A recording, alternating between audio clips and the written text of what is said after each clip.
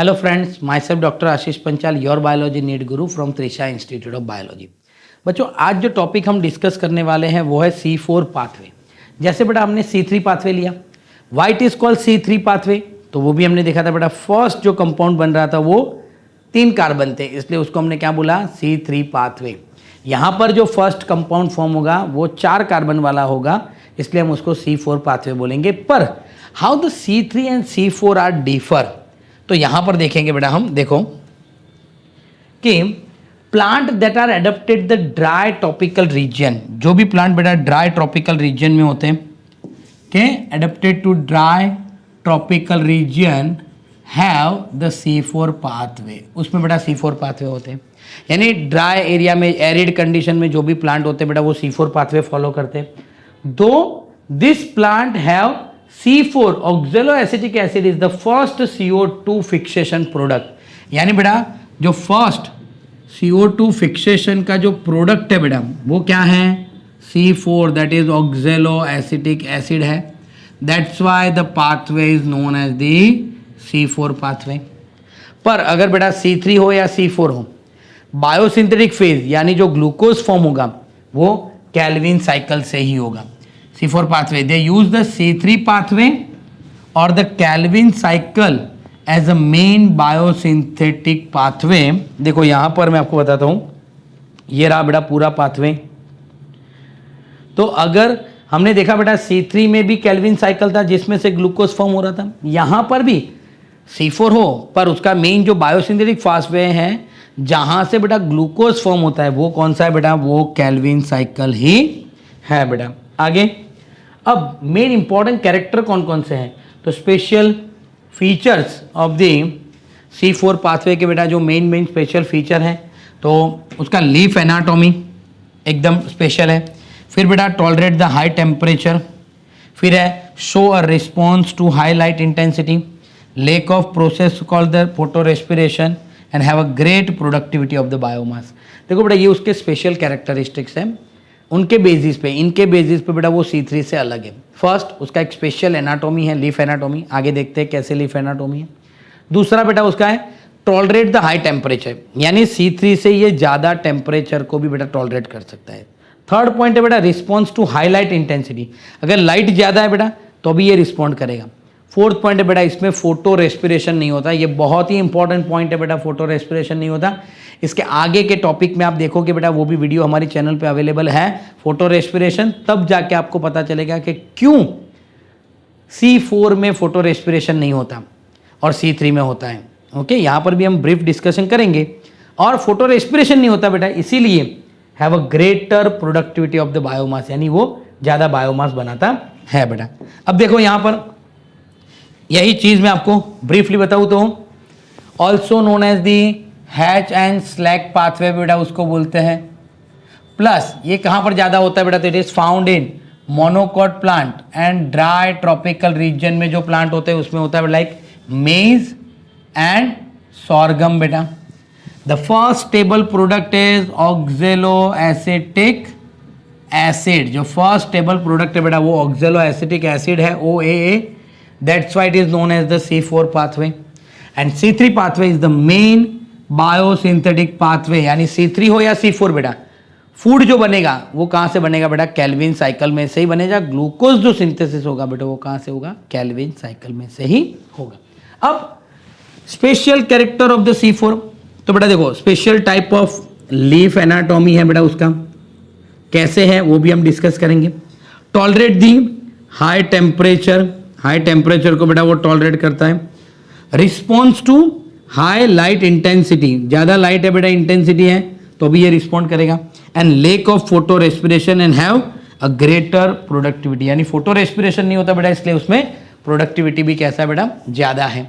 Okay, अब बेटा उसका लीफ एनाटॉमी देखें, तो लीफ एनाटॉमी जो है a particular large cell around the vascular bundle of the C4 plant बेटा, यानी C4 प्लांट में क्या होगा, बीच में यहां पर वस्क्यूलर बंडल होगा, this is the vascular bundle, उसके आसपास large around the vascular bundle of the C4 plant, तो यहां पर बेटा लार्ज सेल होंगे जिसको हम बंडल शीथ सेल भी बोलते हैं। क्या बोलते हैं, बंडल शीथ सेल, ऐसे होगा बेटा। ओके, अगर इसको हम थोड़ा कलर फिल कर लें तो ये ऐसे हो जाएगा। क्लियर? तो ये है बेटा क्रेन्स एनाटॉमी। देखो यहां पर मैं आपको बता रहा हूं कि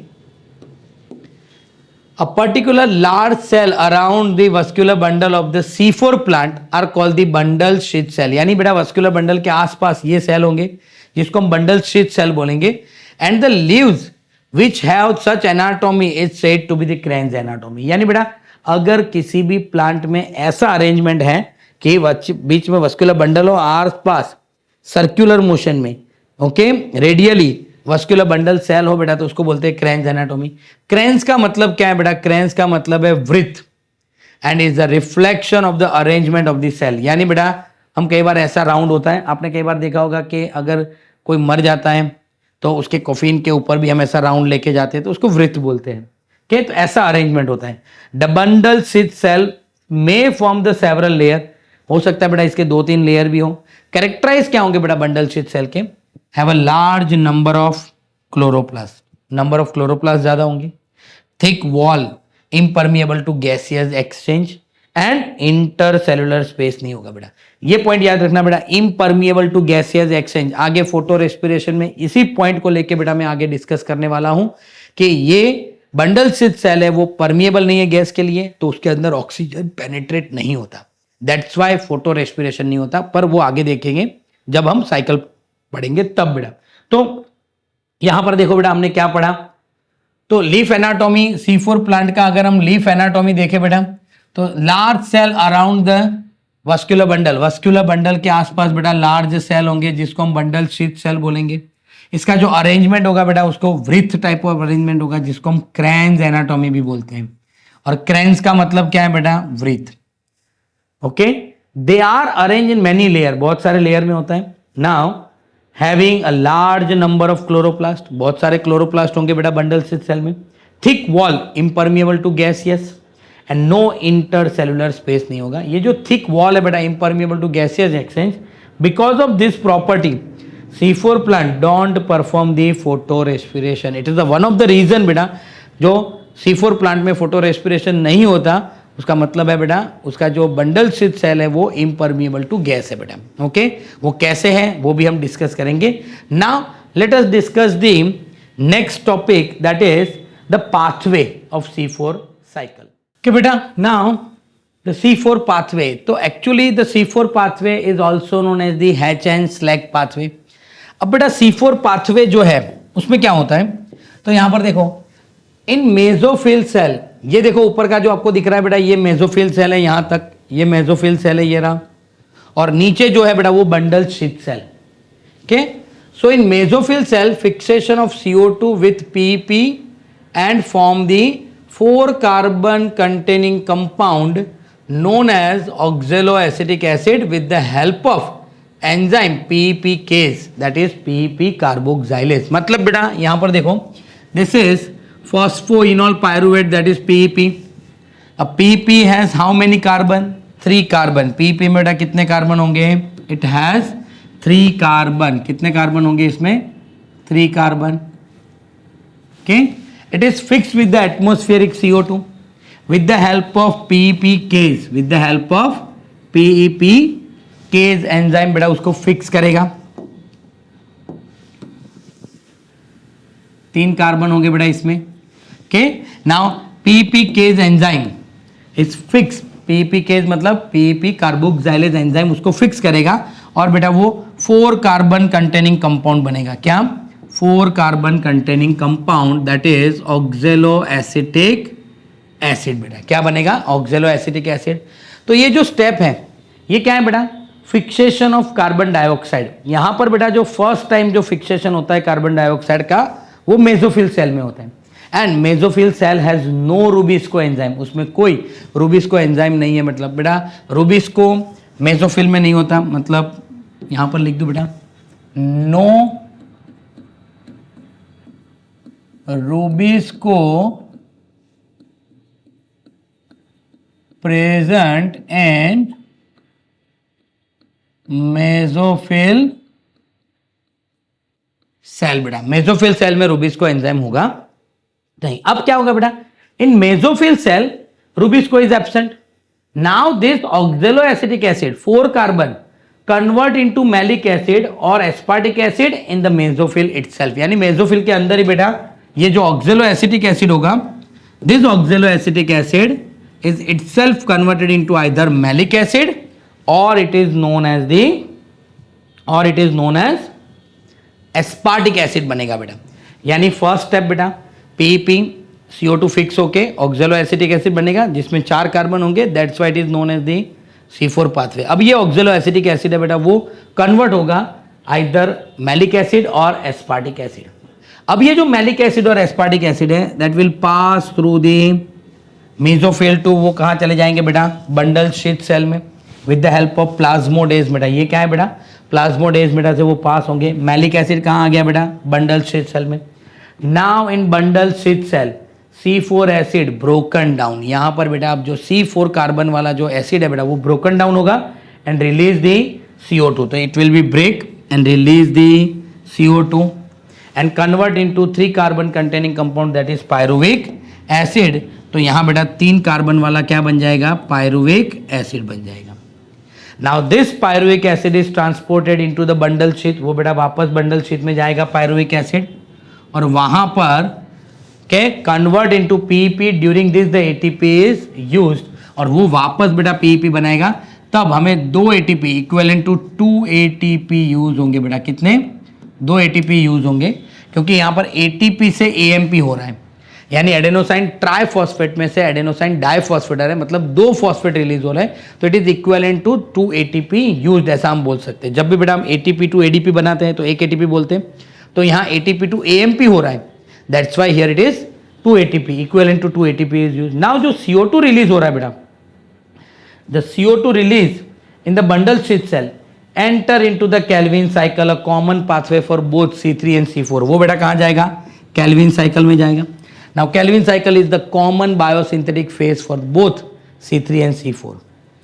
The bundle sheath cell है रूबिस्को, रूबिस्को यहाँ पर होगा बेटा, तो हम यहाँ लिख देते हैं रूबिस्को, रूबिस्को यहाँ होगा। अब ये जो फिक्सेशन होगा वो किसकी हेल्प से होगा, रूबिस्को, पर रूबिस्को कहाँ है बेटा, बंडल शीथ सेल में है and lack of PEP case, यहाँ पीईपी केज नहीं होगा।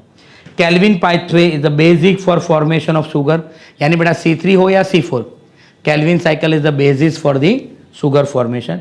Now total number of ATP and NADP is to use. तो देखो बेटा हमने जब Calvin cycle पढ़ा था तो Calvin cycle में से हमने देखा था बेटा 18 ATP यूज होता है और 12 NADPH2। ये सब कब होगा, जब ये साइकिल 6 बार होंगी, यानी यहाँ से 6 CO2 होना चाहिए, तो ये सब जगह भी क्या होगा, 6 हो जाना चाहिए, यानी 6 oxaloacetic acid, 6 malic acid, 6 malic acid, 6 CO2, 6 pyruvic acid, 6 pyruvic acid, 6। तो यहाँ पर भी 6 ATP to 6 AMP equivalent to 12 ATP। तो आप देख लो बेटा टोटल कितने हो गए, 12 ATP, 18 ATP, total 30 ATP use होंगे और 12 NADH2 यूज होंगे बेटा। तो ये पूरा साइकिल है। अब टेक्स्ट बुक में कैसे लिखा है वो भी हम देख लेते हैं बेटा। देखो first in this pathway that has been named as Hatch and Slack pathway, बेटा उसको बुलाते हैं, क्या बोलते हैं बेटा उसको, Hatch and Slack pathway, because it was first discovered by the Hatch and Slack। Primary जो CO2 एक्सेप्टर है, प्राइमरी CO2 एक्सेप्टर हमने देखा बेटा 3 कार्बन वाला था, दैट इज पीपी, वो मेसोफिल सेल में होता है ऊपर की तरफ, ओके, और वो फिक्सेशन होके क्या बनाता है बेटा, with form the 4 carbon containing compound with the help of enzyme PP carboxylase and PP case. Rubisco तो बेटा मेसोफिल में एब्सेंट होता है। फर्स्ट जो स्टेबल कंपाउंड बनेगा वो ऑक्जेलो एसिटिक एसिड बनेगा। अब ये जो ऑक्जेलो एसिटिक एसिड आया बेटा 4 कार्बन कंटेनिंग कंपाउंड, अब वो मेसोफिल के अंदर ही बेटा कन्वर्ट हो जाएगा मैलिक एसिड और एस्पार्टिक एसिड में बेटा वो कन्वर्ट हो जाएगा, यानी मेसोफिल के अंदर ही, यहाँ पर मेसोफिल के अंदर ही वो मैलिक एसिड और एस्पार्टिक एसिड में कन्वर्ट होगा। वहां से वो जाएगा बेटा बंडल शीथ सेल में, तो वहां से बेटा वो एंटर होगा बंडल शीथ सेल में। Now mesophyll cell itself which are transported to the bundle sheath cell, वो बंडल शीथ सेल में जाएगा। वहां पर बेटा ये C4 कार्बन है वो CO2 रिलीज करेंगे और 3 कार्बन वाला कंपाउंड बनाएंगे, दैट इज पायरुविक एसिड।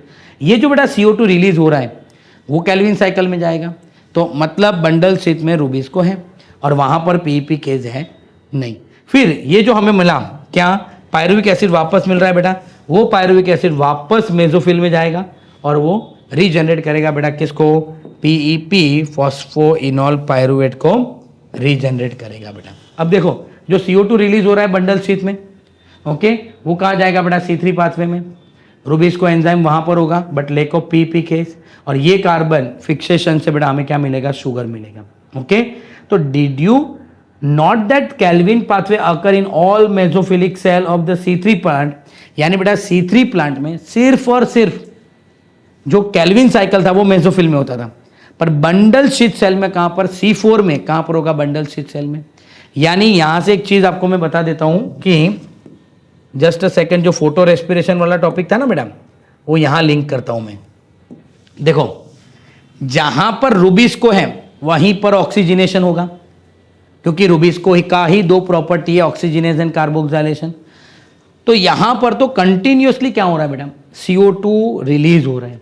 यानी ये साइट में बंडल शीथ में कंटिन्यूअसली CO2 रिलीज होंगी, तो कंटिन्यूअसली CO2 का कॉन्सेंट्रेशन ज्यादा होगा, तो यहां पर और कार्बोक्सिलेशन ही होगा, ऑक्सीजनेशन होगा नहीं। And one more thing, mesophyll cell में लाइट रिएक्शन होता है, तो फोटोलिसिस भी मेसोफिल सेल में होता है। तो फोटोलिसिस होने के बाद O2 जो प्रोड्यूस होता है वो भी मेसोफिल सेल में होता है। और एक इंपॉर्टेंट लाइन हमने पढ़ा था बेटा, मेसोफिल सेल है वो इम्परमिएबल टू गैस है। मतलब आप सोच लो कि मेसोफिल सेल में फोटोलिसिस ऑफ वाटर हुआ, ऑक्सीजन बना, पर वो ऑक्सीजन अंदर नहीं आ पाएगा। अंदर ऑक्सीजन नहीं आएगा तो ऑक्सीजनेशन होगा ही नहीं। इसीलिए बेटा C4 प्लांट में कंटिन्यूअसली, जहां रूबिस्को है बेटा वहां कंटिन्यूअसली कार्बन डाइऑक्साइड का कॉन्सेंट्रेशन ज़्यादा रहता है, इसीलिए उसमें फोटो रेस्पिरेशन होता नहीं है बेटा। तो ये पूरा साइकिल पता चल गया। एक बार वापस मैं फिर से ऊपर से बोल देता हूँ। फॉस्फोइनॉल पायरुवेट के पास बेटा 3 कार्बन होते हैं, कार्बन डाइऑक्साइड फिक्स होगा with the help of PEP carboxylase, और वो क्या बनाएंगे बेटा, 4 carbon containing compound, that is ऑक्जेलो acidic acid. Clear, ये ऑक्जेलो एसिडिक एसिड बना बेटा, वो कन्वर्ट होगा मैलिक एसिड और एस्पार्टिक एसिड, कहाँ पर, मेसोफिल में ही। वो जाएगा बेटा बंडल शीथ में, वहाँ वो ब्रेक डाउन होगा और CO2 रिलीज करेगा जो केल्विन साइकिल में जाएगा, और वो बन जाएगा बेटा 3 carbon containing compound pyruvic acid. Pyruvic acid वापस मेसोफिल में जाके ATP यूज करके फॉस्फोइनॉल पायरुवेट बनाएंगे। इन दौरान जो CO2 रिलीज हो रहा है बेटा वो केल्विन साइकिल में जाएगा और वहाँ जाके वो शुगर बनेगा। मतलब C3 हो या C4, Calvin cycle is the basic pathway, biosynthetic pathway for the sugar formation बेटा। क्लियर, ATP सिंथेसिस की बात करें तो कैल्विन में हमने पढ़ा था बेटा 12 NADPH2N, 18 ATP यूज होता है। और यहाँ पर बेटा एक बार जब पायरुविक एसिड फॉस्फोइनॉल पायरुवेट बनाते हैं तब 2 पायरोफॉस्फेट रिलीज होते हैं, 2 फॉस्फेट रिलीज होते हैं, इसलिए हम इक्विवेलेंट टू 2 ATP कैलकुलेट करते हैं। अभी साइकिल 6 बार होना तो जरूरी है, क्योंकि कैल्विन साइकिल 6 बार होगा तब ग्लूकोज मिलेगा, तो यहाँ पर 6 CO2 आना जरूरी है। तो पूरा साइकिल अगर 6 बार होगा तो यहाँ पर ATP भी कितने, इक्विवेलेंट टू 12 ATP यूज होंगे। तो 12 + 18 मिला के हो गया बेटा 30 ATP एंड 12 NADPH2। क्लियर बेटा, तो ये हो गया हमारा C4 पाथवे। अगर बेटा आपको हमारे ये वीडियो पसंद आ रहा है तो प्लीज़ हमारे चैनल को लाइक कीजिए, सब्सक्राइब कीजिए और बेल आइकन को प्रेस करना मत भूलिए। Thank you, have a good day.